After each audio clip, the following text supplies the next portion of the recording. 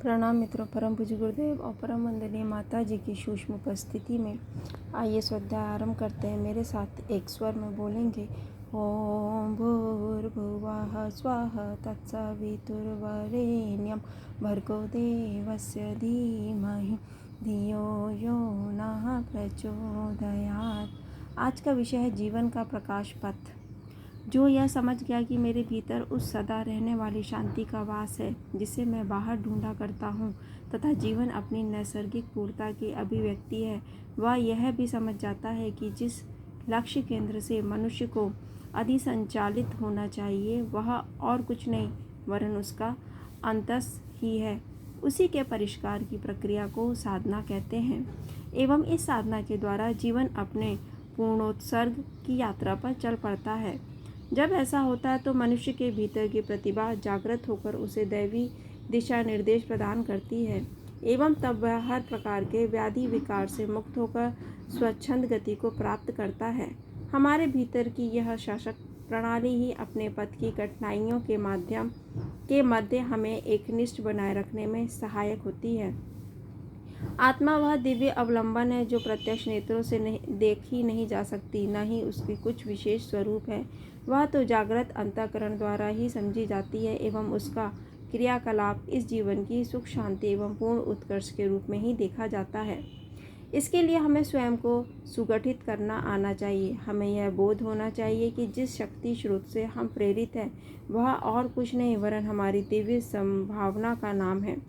जिस दिन मनुष्य यह सीख जाएगा कि उसका अस्तित्व किसी महान अवलंबन पर आधारित है तथा वह व्यर्थ के विषयों में इसलिए उलझता है क्योंकि उसकी आत्मा पूर्ण रूप से जागृत नहीं, तभी एक क्रांति घटित होती है और वह यह है कि उसके भीतर की दिव्यता एवं संपूर्ण गुण कौशल मुखरित हो उठते हैं। तब वह असहाय प्राणी न रहकर एक देवात्मा में परिणित हो जाता है। यही उसकी नियति और जो कुछ भी उसे इससे वंचित करता है वह त्याज्य है। उसका जीवन किसी आदर्श को समर्पित नहीं दिखाता एवं इसी में सभी समस्याओं का मूल निहित है। जब तक हमें पूर्ण उत्कर्ष का पथ नहीं दिखाई देता, हम व्यक्तिगत मान्यताओं एवं तदनुरूप क्रिया व्यवहार में ही जकड़े रहते हैं। तब तक मनुष्य की आत्मा सक्रिय होकर अपने दिव्य क्रियाकलाप की स्थिति में नहीं आ पाती। वह तभी अपने संपूर्ण वैभव की प्राप्ति करेगी जब उसे प्रकाश के उज्जवल पथ पर बढ़ने का एकमात्र साधन मिल जाए। वह है चित्त का निर्विकार होना, क्योंकि इसी के बाद मनुष्य अपनी गुण प्रतिभा के महानता के राजमार्ग पर लगता है तथा उसका संपूर्ण जीवन किसी आदर्श के निमित्त समर्पित होने को तैयार हो जाता है। ऐसा मनुष्य सच में धन्य है जिसने अपनी आत्मा को पूर्ण परिष्कृत करना सीख लिया हो, क्योंकि इसके बाद ही उसे मोह, आसक्ति एवं मति भ्रम से बचने में सहायता मिलती है। उसका अंतःकरण सदैव दिव्य भावना से ओतप्रोत रहता है तथा उसका प्रत्येक क्रियाकलाप विषयों से इतर आत्मा का संगी होता है। वह अपने आप में उस प्रकाश को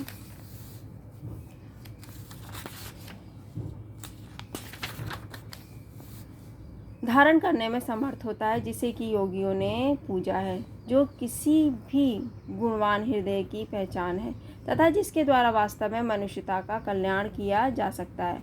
हमें उस आत्मा पर निर्भर रहना चाहिए जो कि महान उत्कर्ष की प्रार्थी है। उसके समतुल्य कुछ भी नहीं। जो उसे समझ गया वह कभी भी भीतर संपदा को ब्रह्म विषयों से हस्तांतरित नहीं कर सकता। यही उसकी प्रतिभा है। इसके बाद तो संसार मात्र क्रीड़ा भूमि या कहें अपने अंतस्थ में विराजित सत्ता का प्रकटीकरण भर रह जाता है। इसे ही जीवन का प्रकाश पथ कहेंगे। जो मनुष्य इसके योग्य स्वयं को बना लेते हैं वे धन्य है, क्योंकि इससे बढ़कर कोई उपहार नहीं। जिसकी आत्मा जागृत नहीं वह इस संसार के झंझावातों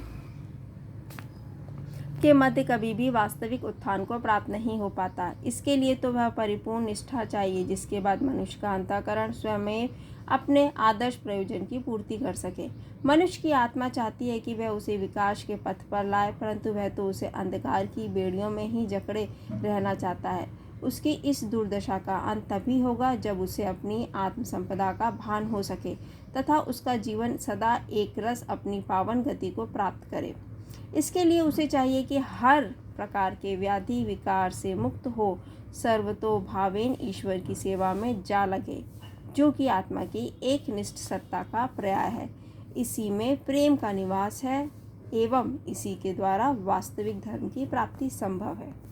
धन्यवाद मित्रों। ओम देहु शांति, अंतरिक्ष गोम शांति, पृथ्वी शांतिरापः शांतिरोषधयः शांति, वनस्पतयः शांतिर्विश्वे देवाः शांतिर्ब्रह्म शांति, सर्वगं शांति शांतिरेव शांतिः सामा शांतिरेधि।